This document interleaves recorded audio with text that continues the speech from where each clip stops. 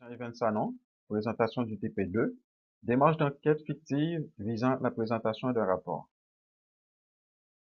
Le demandeur, police de Montréal, SPVM, module Sud. La situation, objet de la plainte, message publicitaire affichant des DVD à vendre, copie contrefait d'un film. Lieu, lien hypertexte, www.facebook.com/ticocute. But, présenter un rapport. Explication du cas. La source d'information provient d'une entreprise, de la plainte d'une entreprise. Mise en vente de DVD copie contrefait du film Riverdale. Lieu, espace virtuel, page journal Facebook. Sur le lien cité plus bas. Questionnement. Y a-t-il un plaignant? Oui, dans ce cas, Warner Bros. Y a-t-il infraction? En vertu de quelle loi? Quels sont les recours possibles, civils ou criminels? Pour les démarches d'enquête, j'utilise les réseaux sociaux Facebook, LinkedIn, Twitter, site web, Google et d'autres sites web pour les recherches, outils Wireshark Waze, site web exilion.com. Et le but, c'est d'accumuler et sauvegarder la preuve pour présenter le rapport fictif. Infraction commise, article 432 du Code criminel, enregistrement non autorisé d'un film en vue de la vente. Trafic de biens criminellement obtenus, 355.2 du Code criminel. Définition du trafic se trouve à l'article 355.1. Autre infraction à la loi sur le droit d'auteur, violation du droit d'auteur à l'article 27, recours criminel à l'article 42.1 A et B. Les peines se trouvent à l'article 42, paragraphe 2.1. Il s'agit d'infractions hybrides. Pour la définition du droit d'auteur se trouve à l'article 3.3, paragraphe 1. Voici un lien sur les infractions, sur la loi et la définition d'œuvre cinématographique dans la loi. Je me connecte sur Facebook, je localise le journal de l'utilisateur.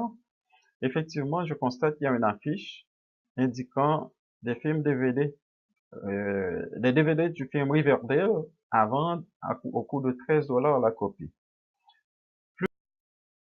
Je constate une citation « J'aime la série Riverdale » et un autre nom, Sarah Jane, est indiqué. Et dans les informations générales et les coordonnées de l'utilisateur, le lien Facebook est bien TicocCute et l'anniversaire de l'utilisateur est 1er janvier 1980. Pour poursuivre mon enquête, j'envoie une ordonnance à Facebook de type MLAT pour aller chercher l'adresse IP, courriel et journal de connexion. Je reçois un retour de Facebook avec les dates et les heures de connexion entre le 2 mars 2018 et le 3 mars 2018. L'adresse IP 45.74.179.87 et l'adresse courriel darphrouge@commercial@mail.com. Ensuite, je fais l'investigation de l'adresse IP avec Exilian et un retour de Wisdom Tools m'indique que le fournisseur de service est ACN Canada Inc. Capture d'écran de la requête Exilian, on constate évidemment que l'adresse IP 45.74.179.87 appartient bien à ACN Canada. Pour poursuivre, j'envoie une ordonnance de communication de données à ACN à l'article 87.016 et pour une demande d'identification pour le client 45.74.79.87. Une ordonnance de communication est également envoyée à Microsoft pour identifier l'utilisateur de l'adresse darphrouge@commercial@mail.com. Je me connecte ensuite sur Twitter. J'ai trouvé une correspondance avec Dalia Sanon, mais malheureusement, il n'y a pas de profil disponible. Je vais faire des recherches avec Google. Aucun lien trouvé vers LinkedIn et Instagram. Je reçois une réponse de ACN. Avis déjà reçu concernant l'adresse IP, avis de préservation.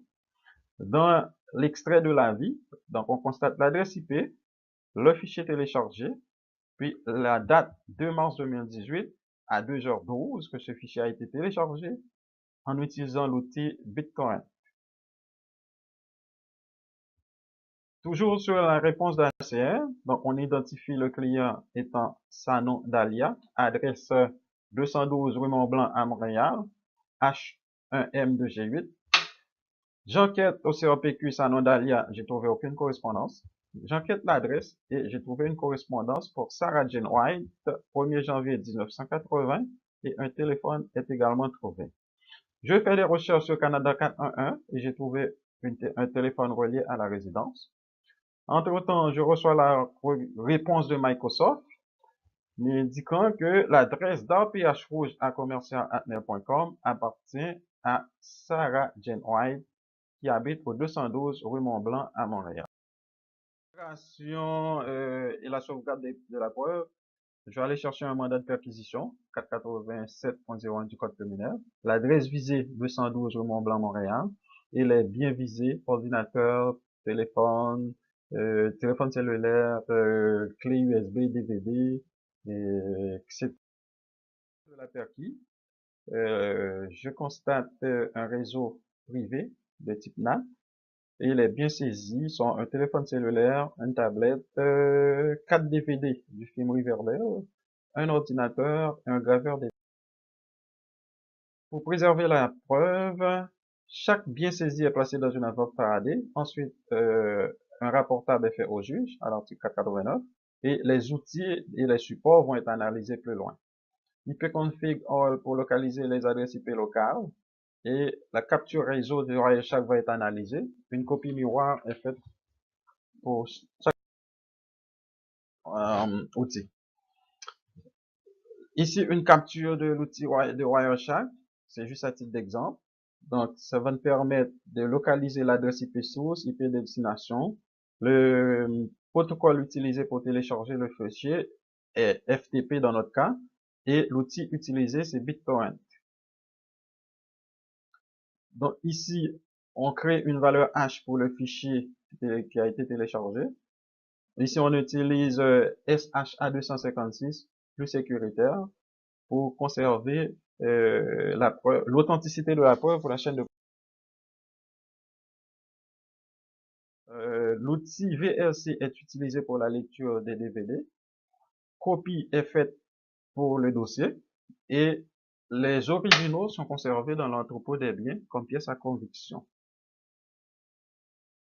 Et enfin, on arrive à la présentation du rapport. Donc, le demandeur, effectivement, c'est le chef du module cyber-enquête. Donc, on identifie le plaignant, l'accusé, Sarah Jane White, 800101, les accusations, les chefs d'accusation, et le but de l'enquête. Évidemment, c'est de rechercher et accumuler la preuve, et l'enquêteur responsable. Ensuite de ça, en conclusion, donc les liens que j'ai utilisés, c'est Facebook, Twitter, les sites internet et les outils de Google, Exilian, Ruiz, MD5, Wireshark. Tous les logiciels utilisés pour télécharger et enregistrer les données sont de source ouverte. Les preuves sont conservées pour la chaîne de possession et être déposées à la cour. Merci. Avez-vous des questions?